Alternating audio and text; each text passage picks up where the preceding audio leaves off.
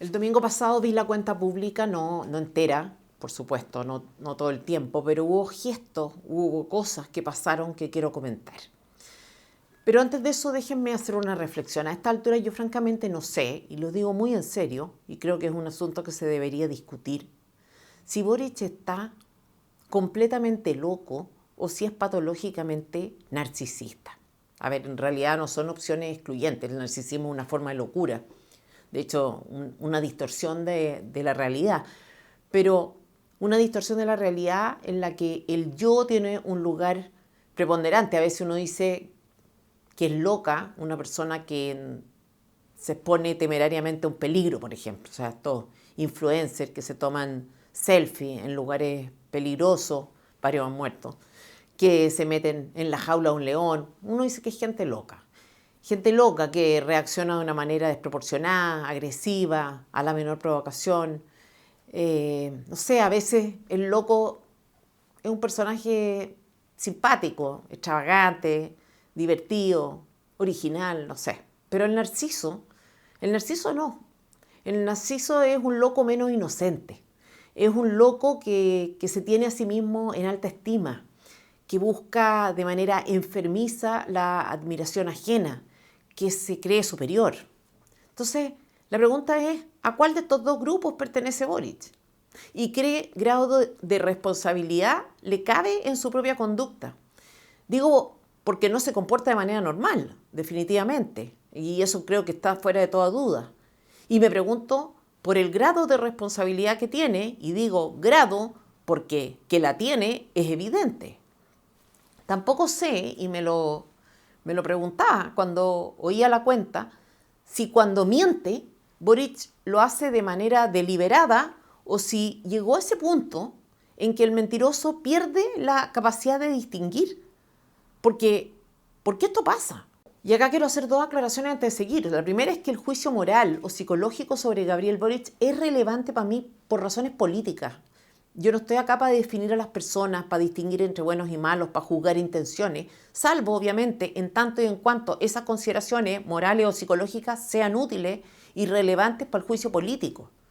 Y la segunda aclaración es que una persona que llega a dirigir el destino de un país, que es señalada por una coalición como la persona indicada para esos efectos, es por ese solo hecho responsable de todo y cada uno de sus actos. Entonces, da igual un poco cuáles sean sus características personales. Si estuvo dispuesto a asumir la responsabilidad que asumió, debe rendir cuentas de esa y todas sus decisiones posteriores. Y ese es el caso. Entonces, lo digo esto solo para que nadie crea que cuando digo loco, digo inimputable. Entonces, en fin, hay una consideración adicional que es relevante. Cuando el loco tiene una conducta que se ajusta siempre a un mismo parámetro, tiene un hilo conductor, en este caso el afán de poder, cuando su discurso y su conducta sigue un patrón, entonces quiere decir que tiene conciencia y sobre todo control sobre lo que hace y deja de hacer. Y eso se notó muchas veces en detalles, en cosas finas y gruesas que hizo y dijo Boric el domingo y que ya vamos a comentar. Por eso es que yo pienso que Boric debería, una vez terminado su mandato, ser sometido a algún tipo de instancia revisora de lo que hizo. Porque ya que no hubo voluntad política para enfrentarlo mientras gobernó, como debería, porque ha habido razones suficientes para una acusación constitucional, lo que no puede ocurrir es que sus actos queden impunes. En fin, vamos al episodio de esta semana que abre, a mi juicio, serias dudas sobre la salud moral del presidente Boric y su responsabilidad política. Pero revisemos primero los días previos a la cuenta pública. ¿Por qué? Porque lo ocurrido antes agrava la responsabilidad que le cabe en lo que pasó el día de la cuenta. El discurso que leyó el domingo fue un discurso en el que Boric trabajó personalmente y con anticipación. Tanto así que esa fue la excusa que usó para no atender la llamada de Marco Rubio, como decíamos. Pero la verdad es que es bien probable que haya estado realmente en eso. O sea, sabemos que a Boric le gusta hablar, sabemos que Boric habla bien y sabemos que Boric hace siempre lo que quiere. Un día puede ser redactar un discurso, otro reunirse con su banda de rock favorita. Entonces, en fin, el domingo quedó de manifiesto que había trabajado en ese discurso porque lo leyó correctamente, lo leyó como quien lee un texto propio. Esto no significa que lo haya escrito él de principio a fin, pero sí que conocía el documento y era largo. Boric sabía, además, que todo lo que dijera iba a ser revisado por la prensa, por la oposición, por los candidatos. Sus asesores también estaban conscientes de esto, así que los temas, los anuncios, las palabras que usó, los datos que dio, las cifras, no fueron improvisadas. Recordar esto, por favor.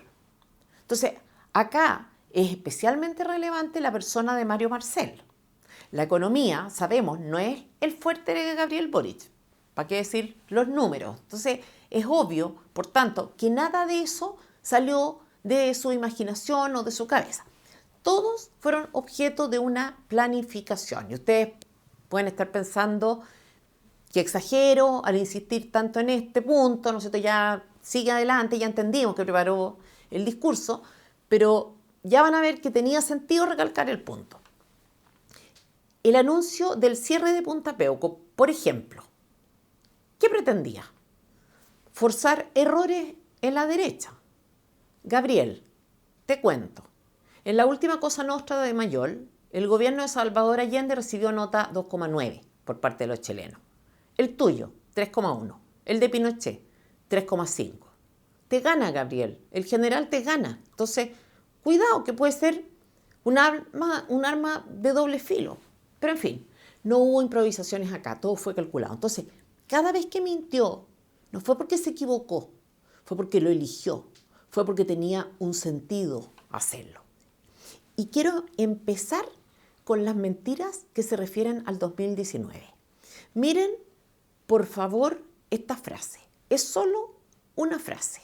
Que la gran mayoría de quienes participaron en las manifestaciones lo hizo de forma pacífica. La gran mayoría de quienes participaron de las manifestaciones lo hizo de forma pacífica. Me estaban 544 ataques a cuarteles en 5 meses, 4.817 agresiones a carabineros en 5 meses, 5.084 formalizaciones en 5 meses asociadas a protestas, 4.004 saqueos, todo eso en 5 meses. ¿Alguna persona puede decir, puede pensar que esas cosas pasan en contexto de manifestaciones pacíficas? O sea, alguien en su sano juicio puede calificar cifras como esta: 4.817 agresiones a carabineros, 5.084 formalizaciones, 4.004 saqueos, como incidentes aislados.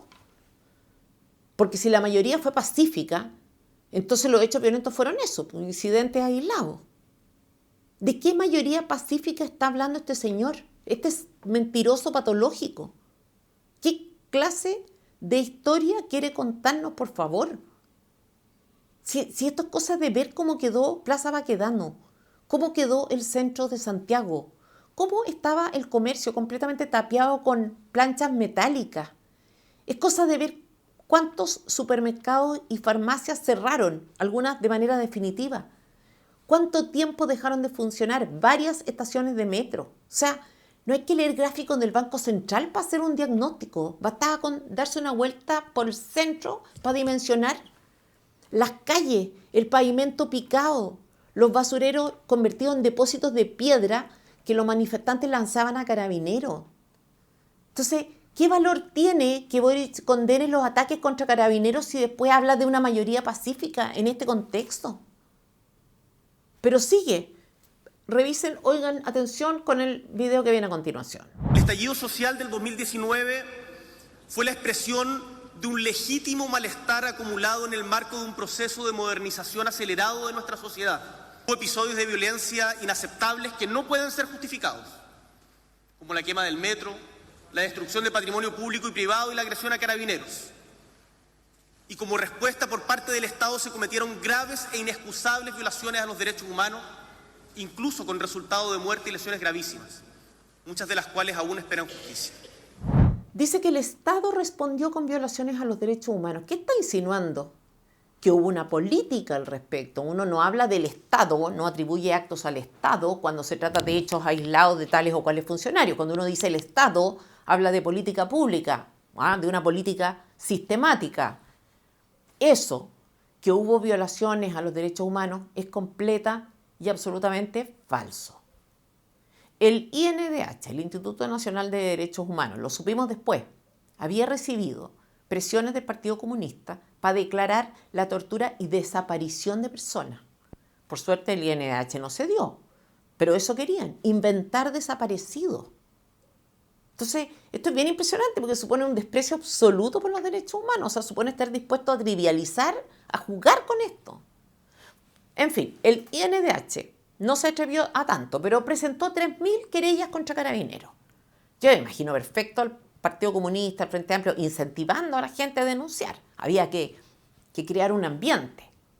De esas 3.000 denuncias, solo 250 avanzaron a juicio. O sea, los demás no insistieron o no hubo suficientes antecedentes. Se ahorraron ellos mismos. ¿Se dan cuenta de la seriedad de las denuncias? O sea, ni siquiera el 10% prosperó. 90 están en proceso, en 75 hay condenas, 40 fueron absueltos, 45 sobreseídos. O sea, 3.000 denuncias y 75 condenas. De las 75 condenas, la mayoría son por delitos que no tienen pena de cárcel efectiva. O sea, esas no son violaciones a los derechos humanos, como se pueden imaginar ustedes. Entonces, asumamos que los 90 procesos que están en curso terminan en condena.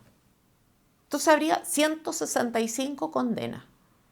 Eso es el contexto de la violencia que describimos al comienzo, o sea, 4.000 carabineros heridos, 4.000 saqueos, 165 condenas para los agentes del Estado. Entonces acá hay una consideración de sentido común. Asumamos que lo que Boric dice es cierto, que el Estado, como dice él, respondió con violaciones a los derechos humanos. La policía tenía mayor poder de fuego con los manifestantes. ¿Alguien cree que con un Estado dispuesto a reprimir con violaciones a los derechos humanos incluidos, los resultados serían estos? O sea, era cosa de disparar a matar. Entonces, la afirmación de Boric no solo es infundada, también es falsa. Entonces el presidente miente, se inventa una realidad contra toda evidencia, dice cosas que no tienen sustento en cifras oficiales. De hecho, ofende, difama al gobierno de la época, acusa implícitamente también a las Fuerzas Armadas, a las policías, que apenas podían defenderse entonces, a los tribunales de justicia. Da cuenta de una especie de impunidad que no es tal. De impunidad gozan los manifestantes, de impunidad gozan los agitadores, como el propio Boric. Y a propósito de los delitos contra la vida de los que habla Boric y de la responsabilidad directa de Boric en ellos. Durante ese periodo murieron 34 personas. Ataques cardíacos, ahogos, quemados en locales incendiados. ¿Cuántos manifestantes murieron a propósito de la intervención de uniformados? 4. 4, insisto. 4.000 saqueos, 5.000 formalizados, 4.000 ataques al carabinero. En ese contexto, ¿alguien puede decir que el Estado salió a responder con violaciones a los derechos humanos, a matar gente?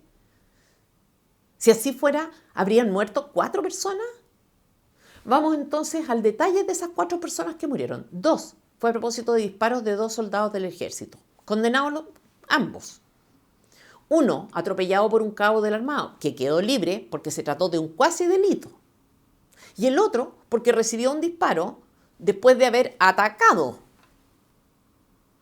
Usted, presidente, es mucho más responsable de todas y cada una de esas muertes que la institución de Carabineros. Porque usted indujo a estos manifestantes a exponerse. Los alentó a hacer algo que usted no hizo. Y lo digo con conocimiento de causa. El día 19 de octubre, la escena que veíamos en televisión era la de varias estaciones de metro en llamas. Todas quemándose de la misma forma, con el mismo método, a la misma hora. Un edificio en el centro de Santiago, el edificio de Enel, ardía. La oposición, en lugar de condenar la violencia, de apoyar al gobierno, de contener a las masas, hacía exactamente lo contrario. Idealizaba, romantizaba a quienes se manifestaban en estos términos y criminalizaba, como les gusta decir a ellos, a Carabineros. Tan evidente era el ambiente de peligro que esa noche, la noche del 18 de octubre de 2019 y las posteriores, la mayor parte de los chilenos se guardó en sus casas. se protegió, llamó a sus hijos, los que los tenemos, para que ninguno corriera riesgo innecesario. Los diputados no fueron una excepción, ellos tampoco se pusieron, tampoco salieron a la calle a mezclarse con los vándalos. Pero su conducta fue ligeramente distinta a la de la mayoría de los ciudadanos. Ellos invitaron a los hijos de otros, a salir, a luchar, a pelear por sus derechos. Ellos hicieron con los hijos de otros lo que jamás habrían hecho con los propios. No es casualidad que ninguno de los heridos o afectados o con daño ocular sea hijo de. Tan evidente era el peligro y la irresponsabilidad de estos políticos que el día 19 de octubre de 2019 escribí yo en Twitter la siguiente advertencia. Si alguien muere, copiados, Carol Cariola, Camila Vallejo, Giorgio Jackson, Pamela Giles, Gabriel Boric, tendrán que rendir cuenta por la irresponsabilidad de su proceder, porque era evidente que estaban agitando el ambiente. El mismo día, otra advertencia mía en Twitter. Si alguien muere en estos días, el Partido Comunista y el Frente Amplio serán responsables. Escribí eso cuando no había un solo herido y un solo muerto, porque el ambiente de enajenación era tal que era predecible que habría heridos y habría muertos. ¿Y por qué es relevante decir esto hoy? Porque dado que era predecible, evidentemente predecible, no había que hacer magia, no había que tener una bola de cristal, es evidente también que quienes los alentaron a continuar, los expusieron. Al Frente Amplio y al Partido Comunista no les importó. Usaron a estas personas de carne de cañón.